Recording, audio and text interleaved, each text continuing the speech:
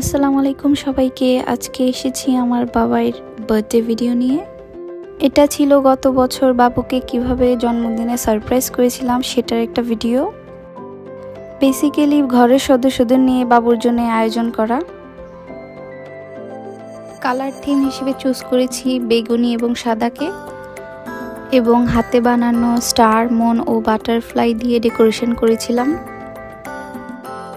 সত্যি বলতে আমি কেক, চকলেট এবং স্ন্যাক্সগুলো বানিয়েছিলাম, আর বাকিরা ডেকোরেশনগুলো করেছিল। সবগুলো গিফটসের মধ্যে বাবু সবচেয়ে বেশি খুশি হয়েছে এই কন্ট্রোলারটা পেয়ে। বাই দ্য ওয়ে, এটা ছিল আগের দিন রাতের সারপ্রাইজ, আর এটা ছিল এর পরের দিনের সারপ্রাইজ।